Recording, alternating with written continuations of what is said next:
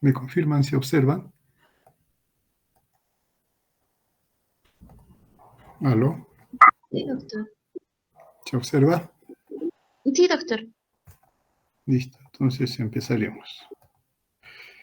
Bien, vamos a darle una mirada a esto del metabolismo del calcio y el fósforo o fosfato, pero considerando de que ya prácticamente hemos tratado este tema, cuando hemos visto en la anterior unidad lo que era el manejo del calcio, ¿no? Inclusive se hizo una revisión, pero daremos una mirada a algunos puntos que, digamos, que son necesarios, ¿no? Bueno, empezamos mencionando que, claro, el calcio es uno de los electrolitos, metales, el calcio, no me acuerdo, pero en fin, el calcio es importante para el organismo, ¿no? Y lo primero que uno hace es ver cuánto de calcio hay en el organismo. Y hay valores, ¿no?, que consideran cuando se mide con la cantidad de calcio en sangre. Y en caso del calcio, siempre hemos mencionado que hay dos aspectos, ¿no?, a considerar cuando se ve los valores totales de calcio. Uno es el valor total de calcio en sangre, que va de 8.5 a 10.5 miligramos por decilitro. Pero también lo que más nos interesa es el calcio iónico, cuya concentración está de 1.15 a 1.4 milimoles por litro. Es en otras unidades, ¿no? Pero en fin, así nos los dan, ¿no? Entonces, esos son los valores normales que consideramos, ¿no? Muchas veces se habla del calcio sérico a nivel del recién nacido porque, claro, es importante, dada la importancia que tiene el calcio a esta edad, ¿no? En un recién nacido, el calcio sérico es de 7.6 miligramos por decilitro a 10.5 miligramos por decilitro en los recién nacidos, ¿no? Ahora bien, durante la infancia, estos valores son discretamente más elevados que que en el adulto, ¿no? Esto por, digamos, la importancia del crecimiento que se tiene. Ahora, el calcio iónico está entre 4.4 a 5.2 miligramos por decilitro, que equivale a 1.1 a 1.3 milimoles por litro. Estos son equivalentes, ¿no? Son expresiones. Ustedes van a ver que en los textos o las referencias nos pueden dar bien en miligramos por decilitro o bien en milimoles por litro. Pero se está hablando de lo mismo, ¿no? Básicamente, un poco es para que nos torturen, para ver qué manejamos las unidades, ¿no? Ahora, el calcio ciertamente está muy regulado a nivel del organismo, por la importancia fisiológica que tiene, ¿no? Ahora, si consideramos al calcio total en el cuerpo, en el hueso está el 98.9% de todo el calcio, lo que implica que solo un 1.1% corresponde al calcio intracelular y extracelular. Y si hacemos la diferencia, el calcio intracelular es el 1% y el extracelular sería 0.1%, que viene a ser una décima de por ciento, que es finalmente lo que nosotros usamos aquí, ¿no? Es para, digamos, ver del calcio total, una parte muy pequeñísima es lo que nosotros observamos. Ahora, considerando esa parte del calcio que se encuentra en la sangre, en sangre el calcio se encuentra distribuido en tres partes, ¿no? Un 40% está unido a proteínas. De ese 40%, el 80% es unión a albuminas y 20% a globulinas. Un 10% del calcio está unido a iones o aniones, ¿no?, como el fosfato, el citrato, el bicarbonato, el lactato. Y el 50% de calcio se encuentra como calcio libre o calcio iónico, que vendría a ser el calcio fisiológicamente activo, que básicamente el que va a cumplir las funciones, aparte de las funciones del hueso, como estructura en el hueso, las partes fisiológicas que desarrolla el calcio en el organismo. Ahora bien, la distribución que se tiene aquí del calcio depende de algunas condiciones en el organismo, del pH, la concentración de proteínas y aniones con las que se une y los cambios de concentración de calcio total o iónico, esas dos partes, ¿no? Porque si consideramos el calcio total, sería pero una parte corresponde al activo, que es el iónico, ¿no? Ahora, en cuanto es la unión a las proteínas y el pH. De hecho, la unión a proteínas del calcio es pH dependiente. Cuando hay una alcalosis, el calcio iónico se une más a las proteínas. Y cuando hay una acidosis, el calcio de las proteínas se separa y es calcio iónico. Entonces, en alcalosis hay un aumento de unión a las proteínas del calcio y por lo tanto el calcio iónico disminuye. En la acidosis hay una disminución de unión a las proteínas y por lo tanto el calcio iónico aumenta. Y aquí vemos esta relación, ¿no? Estas son, digamos, las veces de calcio y el pH. El calcio unido a proteínas va a aumentar según aumenta el pH versus el calcio iónico que disminuye. Eso cuando el pH aumenta. Si el pH disminuye, entonces el calcio unido a proteínas disminuye y el calcio iónico aumenta.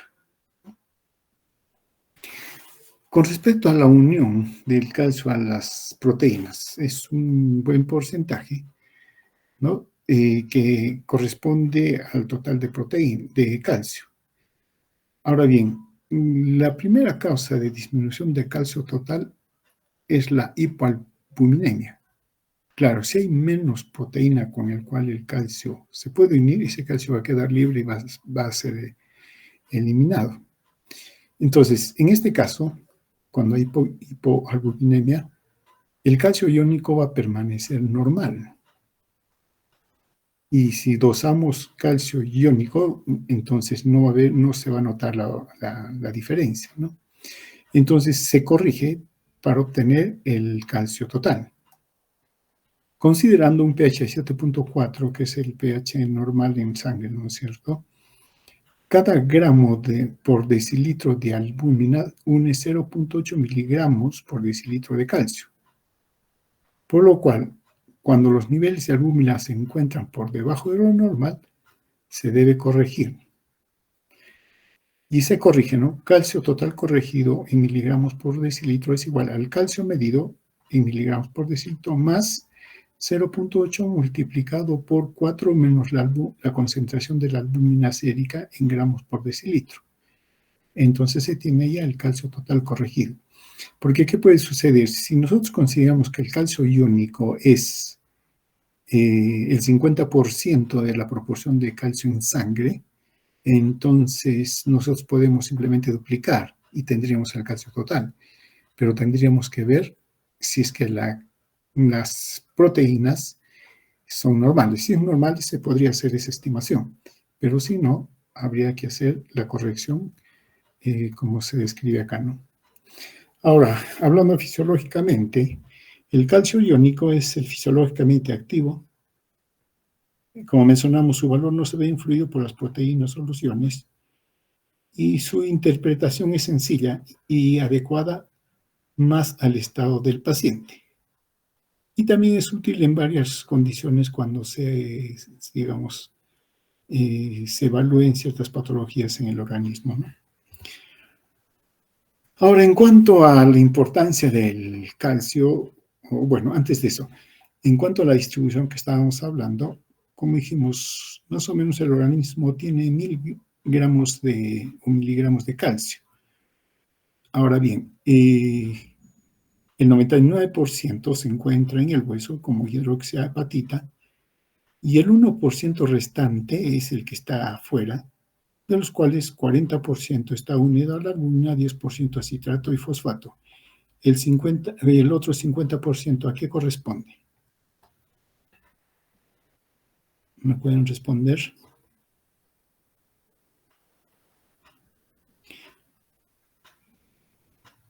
Al calcio ionizado. Calcio Al, iónico. al calcio iónico o calcio libre, que también se le llama, ¿no? Bueno, acá está la importancia del calcio, ¿no? Es un elemento esencial para la supervivencia, claro. El calcio, acordémonos, es un segundo mensajero, ¿no? Dentro de dentro de las células, ¿no? Tiene funciones, por ejemplo, en lo que viene a ser la función neuronal y todo eso, ¿no? Y también, ni qué decir con respecto del tejido óseo o el esquelético, que vamos a verlo después. El otro elemento es el fósforo. A diferencia del calcio, que es 1000 gramos en total, el fósforo en el organismo aproximadamente 700 gramos. Y también se distribuye, el 80% está en el hueso, en vísceras 10.9%, en músculo esquelético 9%, y en el espacio extracelular 0.1%, que más o menos es la misma equivalencia que tiene el calcio en el espacio extracelular. Ahora, siendo rápidos por el momento, ¿no? Se menciona que el fósforo no tiene un control tan estricto como lo tiene el organismo, es el calcio. Viendo todavía ese panorama, ¿no? Cuando se ingiere el fósforo, más o menos la ingesta diaria debe ser entre 800 a 1400, pero se considera generalmente 700 a 800, ¿no? Ahora bien, la absorción de esta cantidad es el 60 a 80% a nivel intestinal y está mediado por la 1,25 dihidroxivitamina D, que aparece la vitamina D activada, ¿no? Ahora bien, si hay un bajo fósforo en la dieta, entonces lo que va a haber es un aumento de la actividad de la paratiroides. Y esto lo va a llevar más o menos a las concentraciones normales. Ahora, el fósforo se filtra por el glomérulo y el 80% que se filtra es reabsorbido en los túbulos proximales a través de unos transportadores que son cotransportadores de sodio-fósforo, ¿no? Estos transportadores son inhibidos por la paratormona. Bueno, acá tenemos la distribución del fósforo considerando un total, ¿no? Acá está el fósforo libre, el fosfato libre, porque es la forma en que se encuentra lo del fósforo, es 55% libre, 35% está unido a cationes como sodio, calcio, magnesio, y un 10% unido a proteínas. Ahora, debemos considerar que el que estamos hablando es el fosfato inorgánico. Ahora bien, y nosotros sabemos que el fosfato hasta tiene tres formas, ¿no? En sangre, el fosfato inorgánico es en realidad la mezcla de esas tres formas. Está el dihidrofosfato, el hidrofosfato y el fosfato, ¿no? Sus correspondientes ácidos. Entonces, cuando decimos en el organismo fosfato, concentración de fosfato, estamos hablando de inorgánico y es la combinación de ellos. Pero también la proporción de ellos depende del pH de la sangre. Tenemos acá la relación entre el dihidrofosfato y el hidrofosfato, ¿no? Cuando hay acidosis, la proporción entre los dos es 1:1. A pH 7.4, el pH normal en sangre, la relación es 1:4. 1 de dihidrofosfato por 4 de hidrofosfato. Y en la alcalosis, más bien, la relación es 1:9. 1 de hidrofosfato y 9 de hidrofosfato, ¿no? Eso, digamos, hay que tener en cuenta. Pero generalmente, las mediciones que hacemos, hablamos sobre el total. pero puede haber, de hecho hay diferencia de proporción de estos fosfatos según por el pH. Los valores de referencia, ¿no? Y lo que solemos usar es el fosfato inorgánico. Como mencionamos, la concentración en el adulto es de 2.3 a 4.6 miligramos por decilitro. Y acá hay otros datos del recién nacido, neonatos, etc. El fósforo se elimina por la orina así, de forma muy variable. Y bueno, acá hay algunos datos que más o menos son referencia, ¿no? Ahora bien, entonces, si hablamos del fosfato, en la distribución, esta es otra forma de mencionarlo, 65% en forma ionizada, ¿no? Como dihidrofosfato libre y ultrafiltrable, es el que más. 25% combinado con cationes sodio, calcio, magnesio y 10% ligado a proteínas. Ahora bien, los fosfatos, claro, a veces nos olvidamos la importancia que tienen. Los fosfatos forman parte de los ácidos nucleicos y de los fosfolípidos de las membranas celulares. Entonces, los fosfatos no es que estén por gusto, ¿no? Son el principal medio de tampón intracelular. Esto lo hemos hecho cuando vimos equilibrio ácido básico. Y actúa como almacenadores y liberadores de energía, por ejemplo, el ATP. Entonces, no es tan cierto que a pesar que en el organismo la variación de los fosfatos puede ser mucho más amplia y, digamos, no manifestarse en alteraciones como sí lo hace con el calcio, pero el fosfato también está bien controlado, o los fosfatos. Ahora, en este control de los fosfatos está la paratormona, que ya estábamos nombrando, la calcitonina y este factor de crecimiento fibroblástico 23.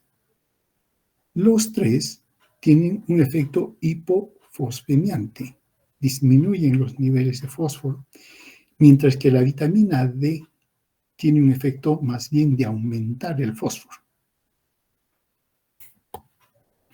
Comparando, ¿no?, entre el fósforo y el manejo del calcio y el fósforo. Digamos, en una dieta de 1000 miligramos por día de calcio, lo que va a suceder es que se va a absorber el 35%. De 1000, ¿cuánto sería? 350 miligramos. Pero se secreta también por el tubo digestivo y también por la descamación de las células. Y se secretan 250 miligramos.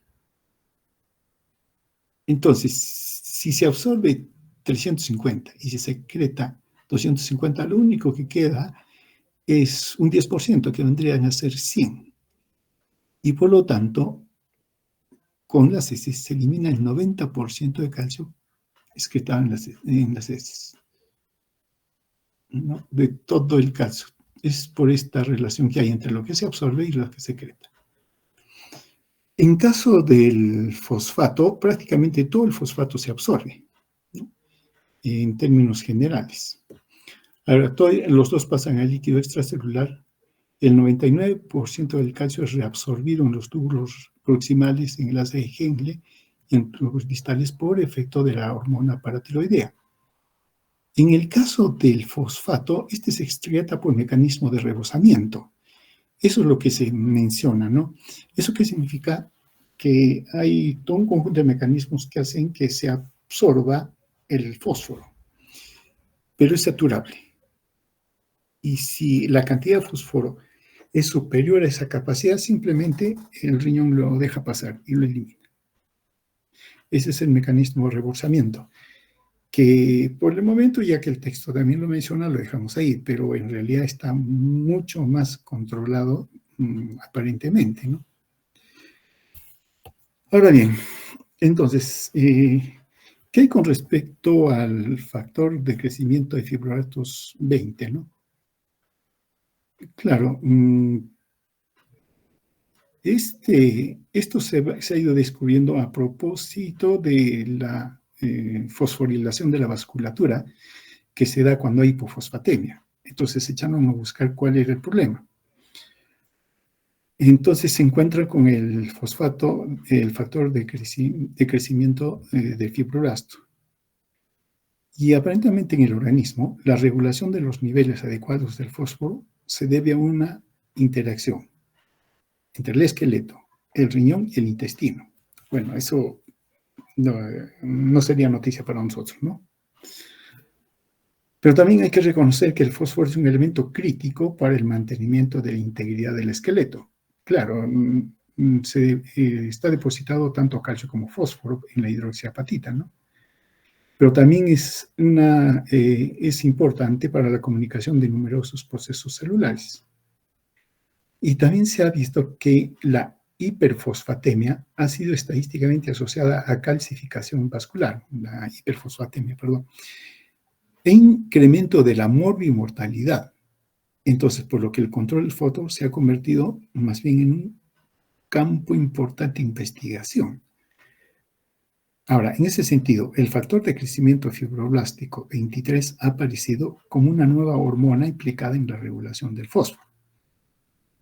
Ahora, dado que el riñón es el principal órgano de regular del fósforo, entonces, y el órgano también diana del fibroblasto, del factor de crecimiento del fibroblasto 23, este factor ha suscitado, claro, interés en el campo de la nefrología, para ver cuál es su función. Y parece ser reconocido también como el factor central del desarrollo de hiperparatiroidismo secundario. Veamos, volviendo al control, ¿no?, del fósforo. Las principales hormonas que regulan el manejo renal del fósforo, manejo renal, son la paratormona y el factor de crecimiento de fibroblastos.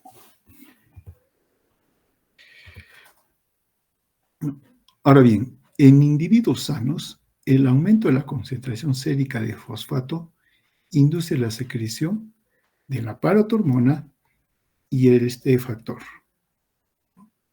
Ahora, estas dos hormonas son fosfatúricas, o sea que hacen de que se elimine al fósforo. Claro, si el principal estímulo para que se secrete este factor, la paratormona, es el aumento del fosfato, el aumento de la concentración, entonces ellos van a hacer que a nivel renal se vaya. Ahora, estas dos hormonas, y por lo tanto, son fosfatúricas. ¿Y cómo lo hacen? Porque reducen la expresión de estos transportadores sodio o fósforo, 2A y 2C, en los tubos renales proximales. Y esto hace que disminuya la reabsorción del fosfato. Y el fosfato se elimina, se va por la orina, ¿no?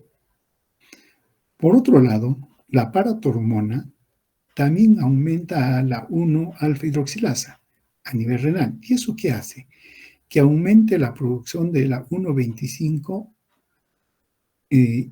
dihidroxicolicalciferol. Estamos hablando de la vitamina D activa.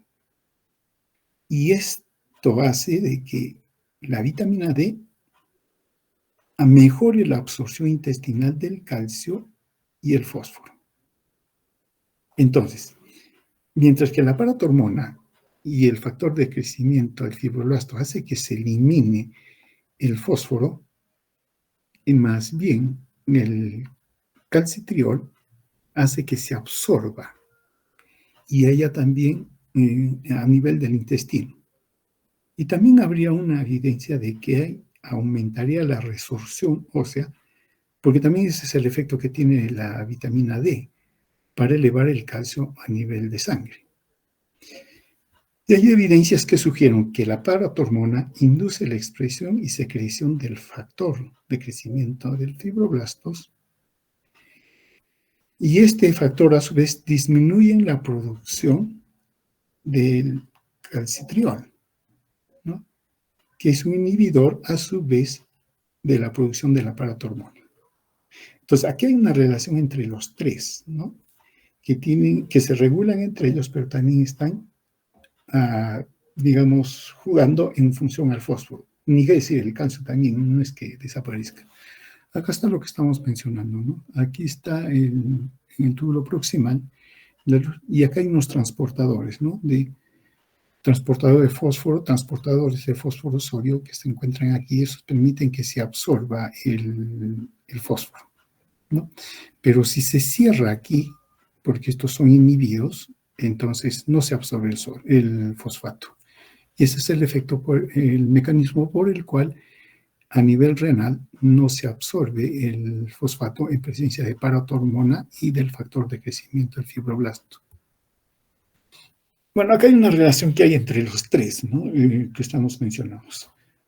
La paratormona, que con eso incrementa la resorción del hueso, entonces eso hace que se exponga calcio y fósforo también, ¿no es cierto? Y por otro lado, estimula o aumenta la regulación de la 1,25 dihidroxicalciferol, que vendría a ser la vitamina D activa. Y esta a su vez hace que se incremente la absorción del calcio a nivel intestinal, ¿no? Esta hormona. Por otro lado, el incremento del calcio o la absorción de calcio en el intestino va a hacer que incremente el calcio, ¿no? Y esto haga que se disminuya el nivel de la paratormona. Nos vamos por este lado. Acá tenemos el factor de crecimiento de fibroblastos, ¿no? Lo que hacen es estimular la fosfaturia, ¿no? Porque bloquea e inhibe estos dos transportadores que mencionamos. Lo mismo hace la paratormona. Entonces, los dos sí coinciden en inhibir y por lo tanto dejan pasar al fósforo.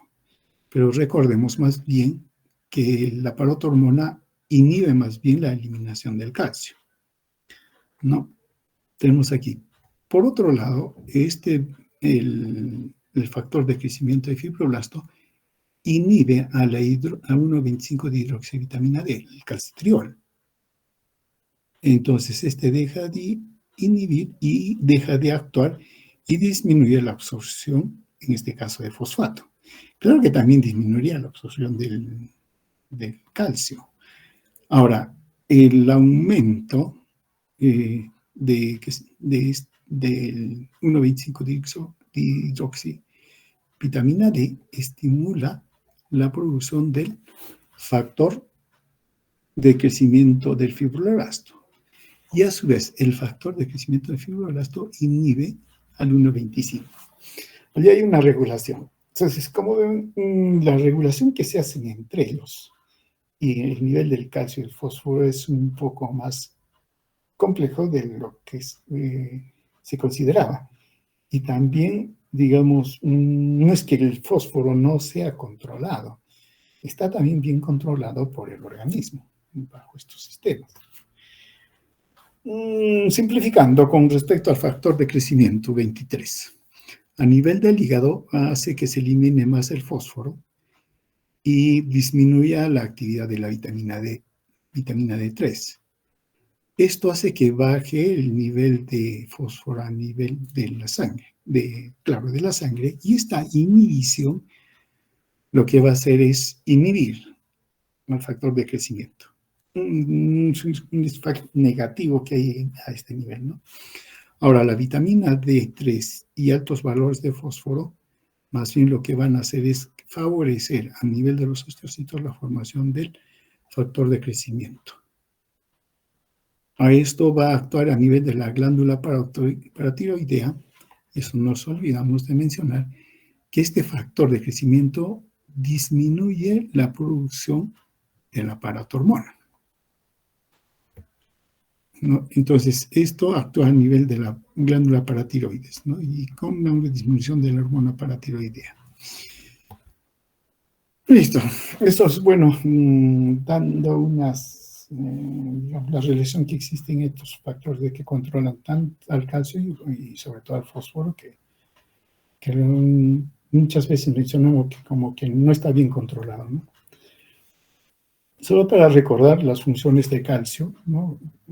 Su partida en la secreción hormonal, contracción muscular, conducción nerviosa, comprende esta estructura del hueso, activación e inactivación de enzimas, segunda mensajería intracelular, tiene que ver con la coagulación y agregación plaquetaria, tiene que ver con la exocitosis, etc., ¿no? Bueno, acá hay intervalos de referencia sobre el calcio total libre, calcio total o calcio libre o iónico. Y veamos un poco lo del hueso, porque en esto nos interesa a nosotros en este momento, ¿no? Claro, mencionamos que el hueso tiene la mayor cantidad de calcio, entonces está ahí. Y el calcio tiene sus funciones, ¿no? Dentro de eso. La función mecánica es el aparato, el hueso es parte del aparato locomotor, protectora de órganos, ¿no? Por ejemplo, la médula ósea y las estructuras que forman cavidad torácica, etc. Y metabólica, que es la reserva de iones de calcio. Ahora, hay dos tipos de tejido óseo, ¿no? El hueso trabecular, que está en proporción un 15% calcificado, mientras que el hueso cortical, que es el hueso sólido, más bien tiene entre 80-90% de calcificación. Su composición del tejido óseo está marcado porque tiene 10% de agua, 20% de matriz orgánica y 70% de sales minerales, que es la hidroxiapatita. En cuanto a la matriz orgánica, claro, el 90-95% está formada por fibras de colágeno y un 10-15% por la sustancia fundamental, que son los proteoglucanos. Y dentro de los proteoglucanos está el sulfato de condritina y el ácido hialurónico. Ahora, en cuanto a las sales, está la hidroxiapatita, formada principalmente por el calcio y el fósforo, pero también forma el magnesio, el calcio, el potasio y el carbonato. Esta particularidad de la hidroxiapatita de formar estos sales minerales y fijar estos, digamos, estos electrolitos, estos cationes también, dan la oportunidad que otras sustancias, otros minerales se puedan unir al hueso, como el estroncio, el uranio, el plutonio, el oro y metales pesados. Y claro, esto nos recuerda que si hay una contaminación, el hueso fija a estos materiales y muchos de ellos son radiactivos, el uranio, el plutonio, por ejemplo, y también la intoxicación por metales pesados, muy común en nuestro medio. Ejemplo,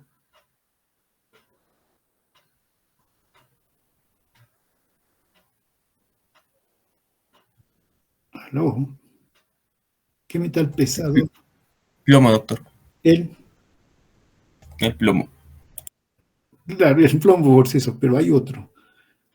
Mercurio. El mercurio.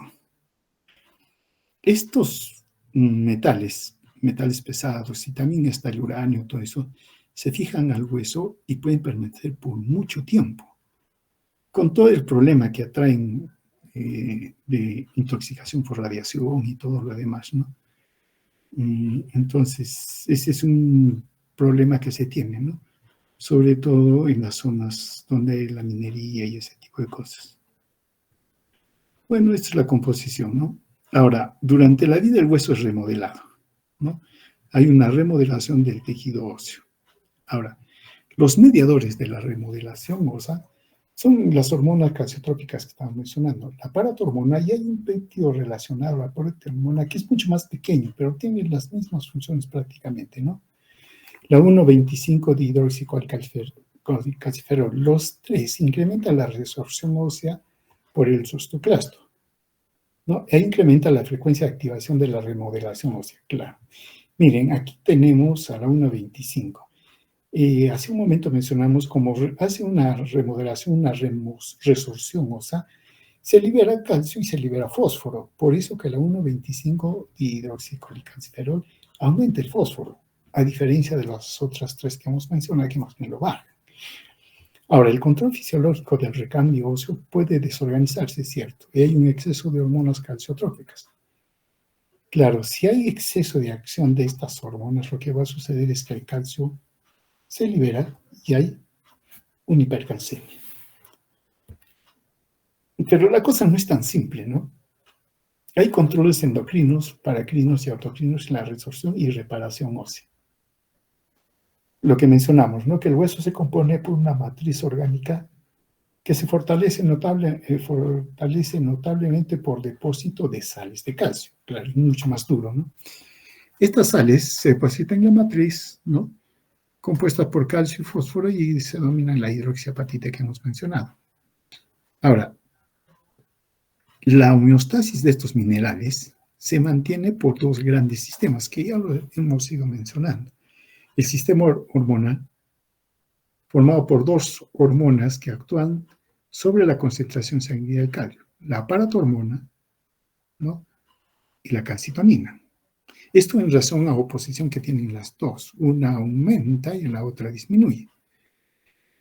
Y el sistema de órganos blancos sobre el cuales actúan estas hormonas, ¿no?, componente efector, y cuyas funciones son adquirir los minerales a partir del tracto gastrointestinal, su remoción o almacenamiento dependiendo de las circunstancias de las reservas corporales del hueso y su eliminación o conservación de los líquidos corporales dependiente del riñón.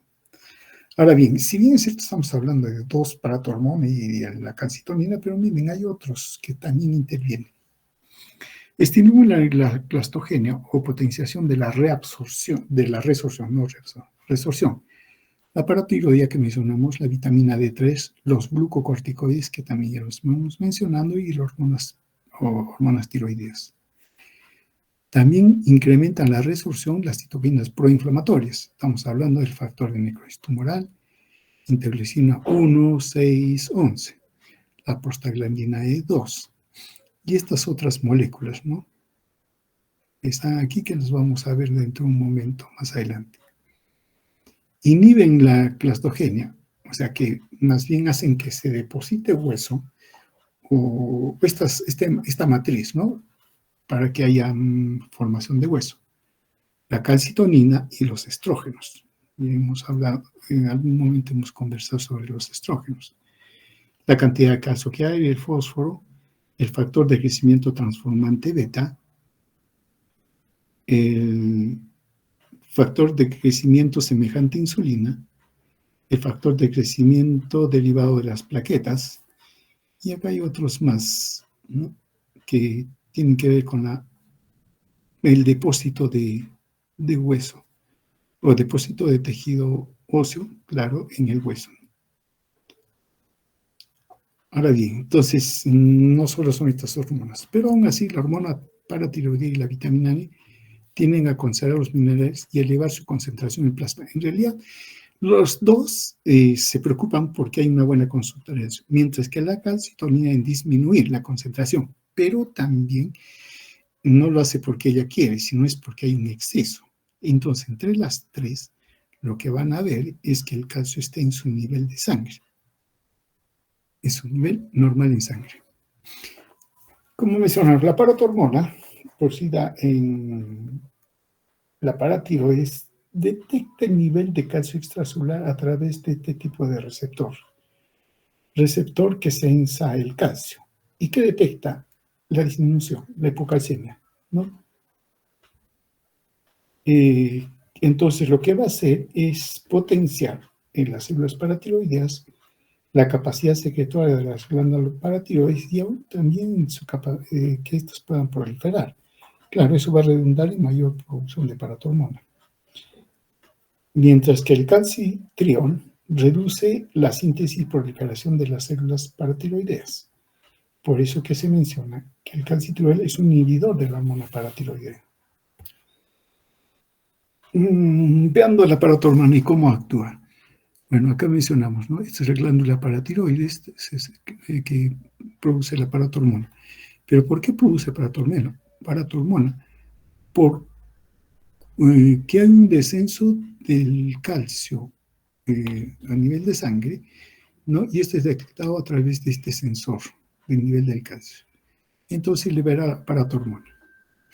Ahora, la paratormona a su vez hace que se active el calcio, la vitamina D a 1,25 dihidroxicalciferol. Entonces tenemos los dos. Ahora bien, acá tenemos un sistema en el cual están los osteoblastos, los osteoclastos y acá no están los osteocitos, pero son los osteoblastos, pero que están metidos dentro del hueso.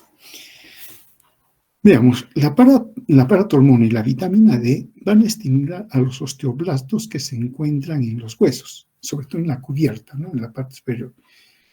Ahora bien, al ser estimulados, los osteoblastos van a producir esta molécula, el RAC-L o RAC ligando. ¿Y qué cosa es el RAC ligando? Es un ligando del receptor activador del factor nuclear kappa beta, que uno de sus compañeros lo mencionaba, ¿no? Eso libera. Ahora bien, pero a su vez también libera el factor estimulante de colonias de monocitos o macrófagos. Ahora bien, estos dos mediadores van a actuar sobre el precursor del osteoclasto o preosteoclasto. Y él tiene receptores, ¿no?, para el RAC ligando, que en buena cuenta es el receptor activador del factor nuclear kappa beta, ¿no? Y también tiene el receptor para este factor estimulante de las colonias. Debemos recordar que el osteoclasto es un macrófago diferenciado. Entonces, este macrófago lo que va a hacer es el osteoclasto, lo que va a hacer es activarse con estos dos mediadores, el RAC ligando y el factor de estimulante de colonias del macrófago. Y queda activado el preosteoclasto y se convierte en osteoclasto. Este osteoclasto lo que va a hacer es fijarse sobre el hueso y va a empezar la resorción ósea. Por otro lado, las células, los osteoblastos pueden, lo que hacen es inhibir la producción de osteoprogerina. Porque la osteoprogerina se une también al RAC ligando.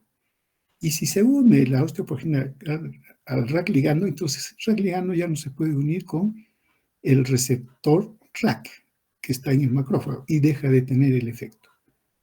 Y lo mismo hace también con el factor estimulante de colonias de macrófagos. Entonces, la osteoprogerina, al unirse con RAC ligando, inhibe la maduración y activación de los osteoclastos.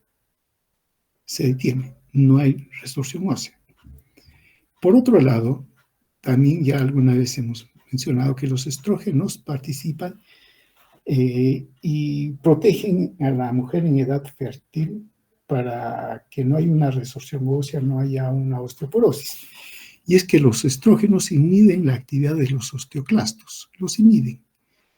Y como no hay activación del osteoclasto, no hay resorción ósea. Esa es la razón por la cual los estrógenos protegen a la mujer, ¿no?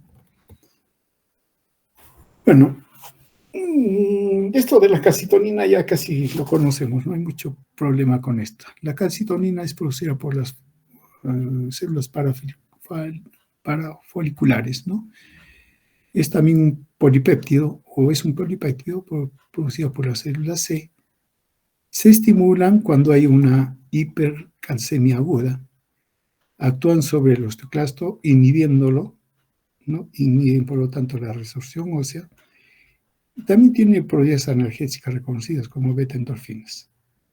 Y reduce los marcadores biológicos del remodelado óseo. Se detiene, ¿no?, la remodelación ósea. Lo que hace es aumentar el contenido de calcio del hueso y disminuye el nivel de calcio en sangre, ¿no? Baja el nivel de fósforo, la calcitonina de la sangre, cuando éste sube por encima del normal. Entonces también tiene control sobre el fósforo, ¿no? La calcitonina se opone a los efectos de la hormona paratiroidea, que más bien aumenta el nivel del calcio. Es una comparación entre el calcitriol, la vitamina D3 activa, y la calcitonina, ¿no? Claro, el calcitriol tiene acciones similares a la paratormona, pero no tanto. ¿Cuál es la diferencia?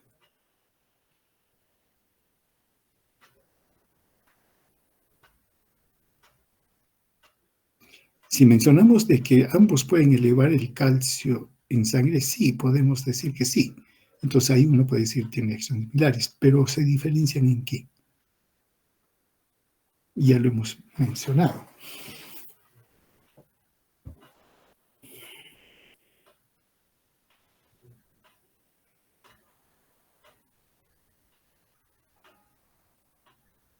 ¿Están allí?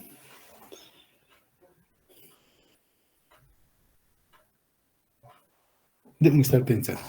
Acá está la calcitonina. Suprime la pérdida de calcio del hueso, claro, porque hace que se deposite más bien, y previene que haya una hipercalcemia, ¿no? A nivel de una hipercalcemia. La paratiroides, la paratormona, que también ya la conocemos, no hay mucho problema con esta, es es un polipéptido. Lo que sí valdría, por ejemplo, mencionar es que hay un control, ¿no? Tanto por la hormona paratiroidea como por la calcitonina. Aquí tenemos los niveles del calcio plasmático, ¿no? Y aquí tenemos la hormona paratiroidea en nanogramos por mililitros y acá la calcitonina plasmática en picogramos por mililitro, haciendo una relación de equivalencia, ¿no?, entre ellos. El equilibrio de la acción de los dos, tanto del efecto de la paratiroidea, hormona paratiroidea, calcitonina, está aquí más o menos. Esto significa un calcio plasmático de 9 miligramos por decilitro, aquí. En este nivel se tienen las concentraciones normales del calcio. Pero si el calcio disminuye, ¿no?, entonces hay un aumento de la hormona paratiroidea, rapidísimo. Si más bien el calcio plasma y aumenta, claro, hay una disminución de la hormona paratiroidea, pero también lo que va a suceder es un aumento de la calcitonina. Entonces, este es un punto donde los dos, digamos, están en equilibrio si se mantienen los niveles de calcio plasmático normal, ¿no? Acá hay otro gráfico que también está tomado del texto, en el cual se mide el tiempo y la concentración de calcio y de fósforo, luego de una infusión de hormona paratiroidea, y se administra la hormona paratiroidea aquí, en este momento. Inmediatamente se ve que el calcio aumenta y el fosfato disminuye. La pregunta es, ¿por qué?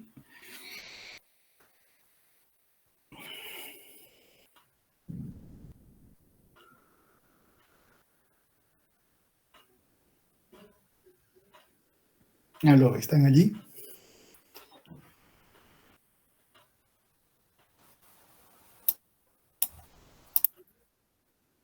¿Están o no están? Sí, sí, doctor. ¿Puede repetir la pregunta? ¿Por qué esta figura? Se le da hormona paratiroidea, ¿no? Y se ve en el tiempo la concentración del calcio y de fósforo. La concentración del calcio aumenta con el tiempo, después de la administración de la hormona paratiroidea, mientras que del fosfato disminuye. La pregunta es, ¿por qué?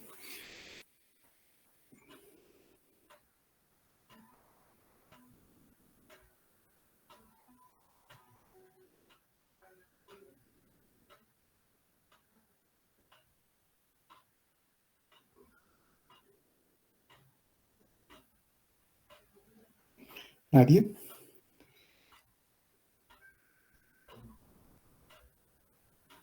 Y es lo que estábamos mencionando anteriormente. Las dos, cuando mencionas que la hormona paratiroidea, la paratormona y el calcitriol o vitamina D activada, se parecen, pero también tienen su diferencia. Claro, acá no está la vitamina D3, pero sí nos señala la actividad de la hormona paratiroidea.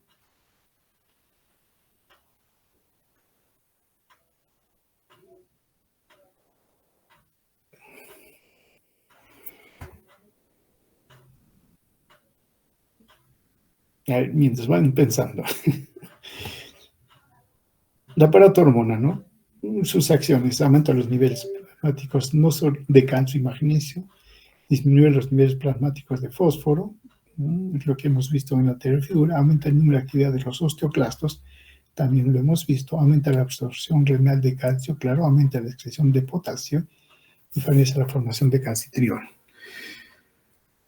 El control, según el nivel de calcio bajo en sangre, ¿no? Esto estimula la secreción, más bien un nivel alto lo inhibe. Pero si quisiéramos ver la función de la glándula paratiroides, que es la que proporciona la hormona paratiroidea, hay varios aspectos a tomar en cuenta. Claro, si de la glándula paratiroides se produce la paratormona, entonces de hecho usamos paratormona. Pero nos interesa si eso está actuando de manera correcta o funcional, ¿no? Entonces, claro, se mide calcio sérico y calcio urinario, el fosfosérico y el calcio urinario. También se mide el péptido relacionado a la hormona paratiroidea, la calcitonina y marcadores óseos. Y acá están marcadores óseos, aquellos que forman el hueso y aquellos que hacen resorción ósea. Entonces, ver la función de la hormona paratiroidea no solamente se ve solo con la producción de la hormona, ¿no? Paratiroidea. Esto, bueno, lo dejamos aquí. En otro momento ya ustedes en el futuro lo revisarán. Bueno, la vitamina D3, ¿no? Que también ya la hemos mencionado, ustedes también lo han expuesto en varias ocasiones. Veamos esta relación que hay entre la vitamina D y el factor de crecimiento fibroblástico, ¿no? ¿Qué se ve, no? Que los efectos adversos del fosfato en la vasculatura, y de ahí es que nació, no nació, sino de ahí llamó la atención, podrían estar mediados por la inhibición de la activación de la vitamina D por este factor de crecimiento. Eso lo hemos mencionado hace un momento, ¿no? Ahora, ¿qué resulta? Que la conversión de la 25-dihidroxivitamina D, ¿no? Que es la, digamos, el metabolito previo. Entonces, que la conversión del 25-dihidroxivitamina D a 1,25-dihidroxivitamina D, que es el calcitriol, ¿no? Que es la forma activa de la vitamina D, se realiza en el riñón. ¿Esto por qué? Por acción de la enzima 1-alfa-hidroxilasa. ¿Y quién activa esta enzima? La paratormona. Ahora, esta enzima es regulada a la baja, eso significa deprimida, por el factor de crecimiento fibroelástico, que también regula al alza a la enzima contrarreguladora, a la 24-hidroxilasa, no a la 1, sino a la 24. Y entonces lo que va a suceder, va a haber una hidroxilación del 25-hidroxivitamina, pero no al 1,25, sino al 24,25. Y el 24,25 de hidroxivitamina D es inactiva. Entonces, de esa manera hace una contrarregulación del factor de crecimiento de fibroblastos. Ahora, la reducción de ingesta de fosfato dietético humano reduce al factor de crecimiento y aumenta el calcitriol. Es lógico, si no está entrando fosfato, no va a hacer que lo elimine. El fosfato sérico alto, de lo normal, ¿no? Podría explicarse por la supresión del calcitriol. ¿Por qué?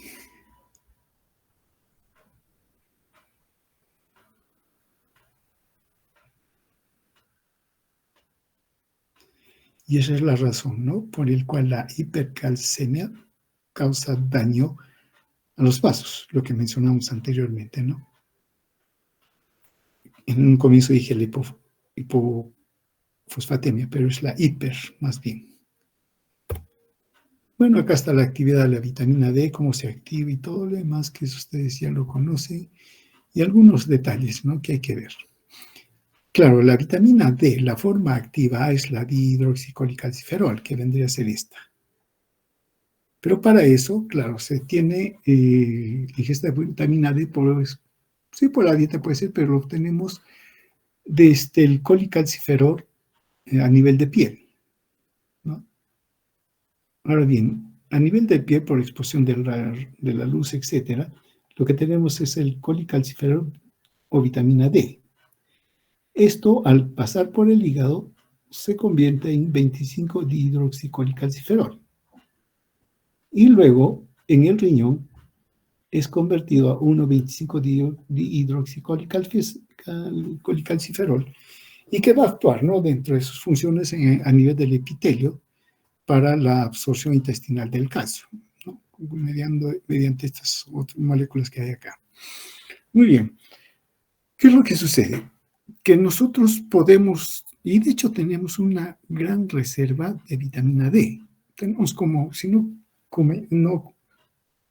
obtuviésemos vitamina D en absoluto, podemos vivir más de 3 meses sin ningún problema, porque el hígado tiene una gran capacidad de reserva. Pero lo reserva como calciferol, porque cuando en el hígado se convierte a 1,25-dihidroxicalciferol, este ya sale, y a lo mucho dura solo días, ¿no? ¿Qué sucede? Que cuando aumenta el 25-dihidroxicalciferol, este mismo producto de la vitamina D inhibe a nivel del hígado la hidroxilación del colicalciferol. Lo inhibe. ¿Y para qué? Para que quede el colicalciferol almacenado. Una vez que se ha consumido el dihidroxicolicalciferol, la inhibición disminuye, entonces continúa el pasaje, ¿no? Y por otra razón más, el 25-dihidroxicolicalciferol a partir de entonces ya no tiene sistema de control. No hay. Esto va a pasar en el riñón a 1,25 y entonces el 1,25 lo que va a pasar es actuar y va a absorber el calcio intestinal y eso puede dar lugar a una hipercalcemia. Para evitar eso, entonces hay esta regulación. Va a haber una cantidad de 25-dihidroxicolicalciferol controlado y esto ya va a actuar. Eso es una manera que tiene de controlarse a la vitamina D. Por otro lado, cuando la concentración de iones de calcio en el plasma aumenta por efecto de la vitamina D, esto va a dar un efecto inhibidor sobre la hormona paratiroidea. Claro, ha subido el calcio. La hormona tiroidea entonces ya no es necesaria y como disminuye la hormona paratiroidea, la activación del 25 hidroxi al 1,25 dihidroxi disminuye. Y se tiene entonces otro mecanismo de control con respecto a la vitamina D, D3, ¿no?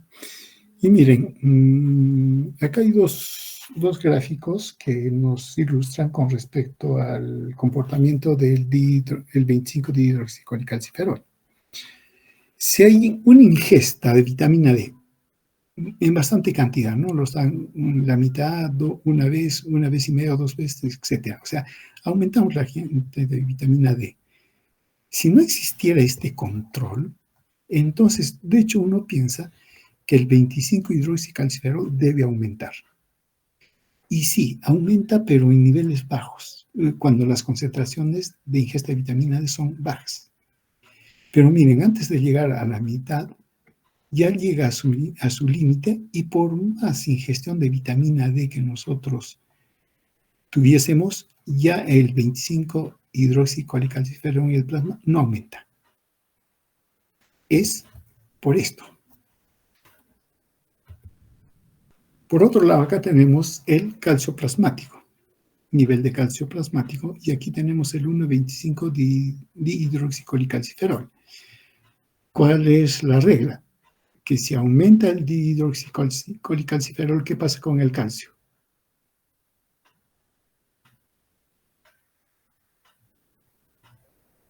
Aumentaría, ¿cierto? Pero el estímulo depende de esto, de aquí. Veamos. Acá tenemos el calcio plasmático que aumenta, ¿no? Y aquí tenemos la vitamina D, la vitamina D3. Miren, estando en su valor normal, tenemos más o menos este punto donde sería el equilibrio. Pero si el calcio plasmático disminuye, ¿no?, la activación de la vitamina D3 se da rápidamente. ¿Para qué? Para corregir, para absorber calcio. Pero si el calcio plasmático aumenta, no se necesita vitamina D. Entonces, más bien, disminuye o llega a su valor mínimo. Bueno, entonces, con respecto a la vitamina D, la producción renal de la 1,25 es estimulada por la hipocalcemia, que es lo que mencionábamos aquí, ¿no?, por la hipofosfatemia y los niveles elevados de la paratormona.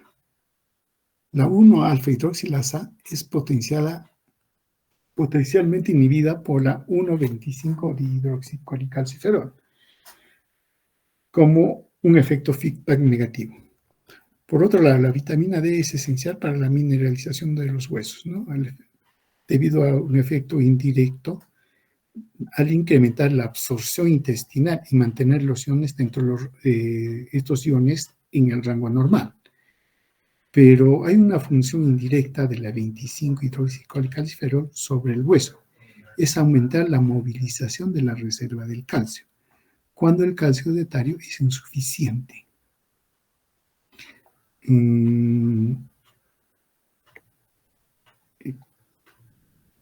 Claro, la vitamina D absorbe calcio, lo eleva, y ese calcio va a entrar al hueso. Listo. Pero de manera indirecta puede reabsorberlo al calcio que está en el hueso, ¿no?, cuando hay disminución de calcio en la dieta. Entonces, a bajas concentraciones tiene este efecto la vitamina D, concentraciones de calcio. Tal vez por eso se dice que la vitamina D es protectora del hueso, ¿no?, por algo. Ahora, con respecto al riñón y al calcio, el riñón juega un papel muy importante en el balance del calcio de la paratormona, ¿no?, en el balance del calcio y la paratormona, ¿no? Ahora, la paratormona participa en la formación en esta función. La paratormona estimula la reabsorción de calcio a nivel renal, ¿cierto? Y la excreción en la parte distal. Y también participa en la estimulación de la 25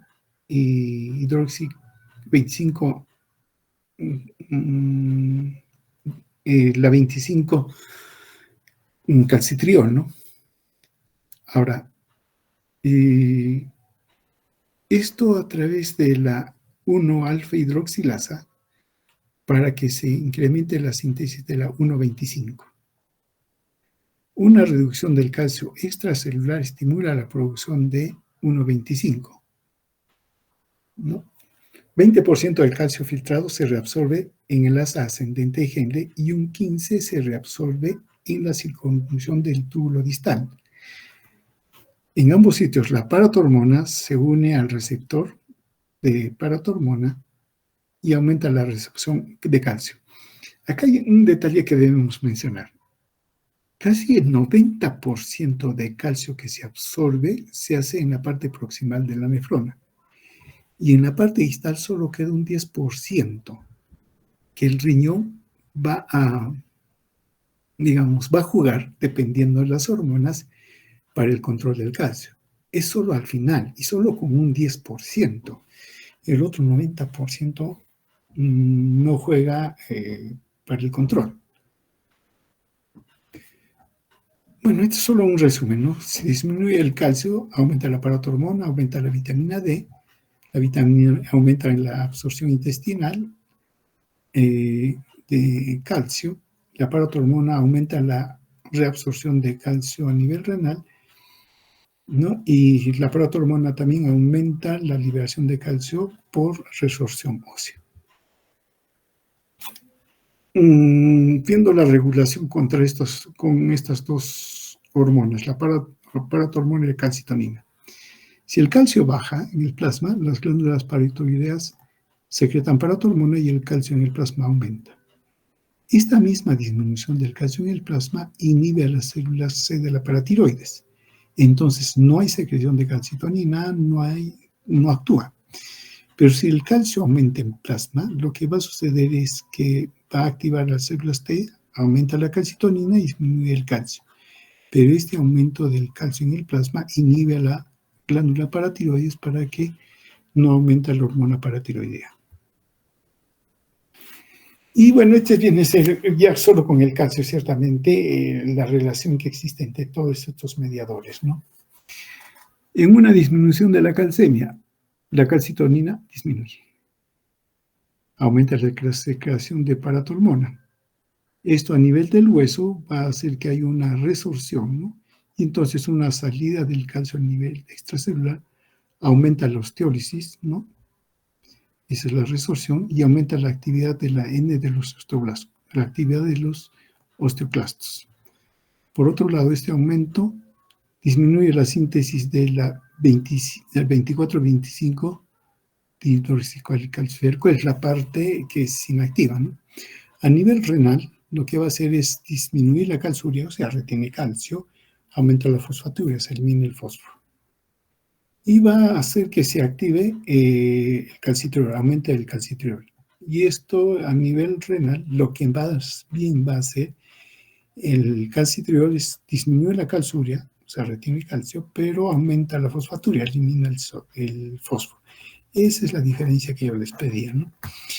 Ahora, este aumento del síntesis del calcitriol a nivel intestino aumenta la absorción de calcio y fósforo, ¿no? Y este calcitriol también induce un aumento de la resorción ósea, lo mismo que hace acá la paratormona, ¿no? Cuando hay un aumento de la calcemia, disminuye la secreción de la paratormona. ¿Esto qué significa? Que a nivel del hueso la salida del calcio disminuye y disminuye la actividad de los osteoclastos. A nivel del riñón, entonces lo que va a haber más bien, como no hay paratormona, el calcio se elimina en mayor cantidad y la fosfaturia más bien disminuye. A nivel, en el riñón, la síntesis del calcitriol disminuye, en el intestino, entonces por lo tanto disminuye la absorción de calcio. Lo que va a suceder más bien a nivel del riñón es un aumento de la 24-25 colicalciferol, ¿no? Entonces, en buena cuenta, la vitamina D es neutralizada, inhibida. Este mismo aumento de calcemia aumenta la secreción de calcitonina. A nivel del hueso disminuye la resolución y disminuye la actividad de los osteoclastos. Y a nivel del riñón aumenta la calciuria y aumenta la fosfaturia. Y se complementa con el efecto de la disminución de la paratormona. Y para finalizar, un pequeño dato, ¿no? Que tiene que ver con la producción de la leche materna. Claro, la leche materna le proporciona calcio al niño, al lactante. Para esto, la glándula mamaria secreta este péptido relacionado a la hormona paratiroidea. Y ¿no? Esto en la circulación de la madre que está dando a lactar. Esto inactúa sobre este receptor de la hormona paratiroidea que se encuentra a nivel del hueso, ¿no? Y lo que va a suceder es que va a haber una especie de resorción, ¿no? Y va a aumentar el calcio, sacándolo del hueso. Y como del hueso sale el calcio, aumenta el calcio, esto va a ser sensado por el receptor que ya conocemos de nivel de calcio. Como está elevado, se inhibe al péptido relacionado por la hormona paratiroidea. Entonces se inhibe también la resorción ósea. Esto hace de que, en este caso, cuando se da de lactar, la leche tenga la cantidad de calcio necesario para el niño que está lactando, ¿no? Y listo. Con eso terminamos. ¿Preguntas? Una consulta, doctor. Respecto a la litiasis renal, ¿Cuál es el proceso fisiológico para la formación de estos cálculos renales? Eso no es proceso fisiológico, es fisiopatológico. Ah, ya, ya. Así que lo dejamos a la fisiopatología.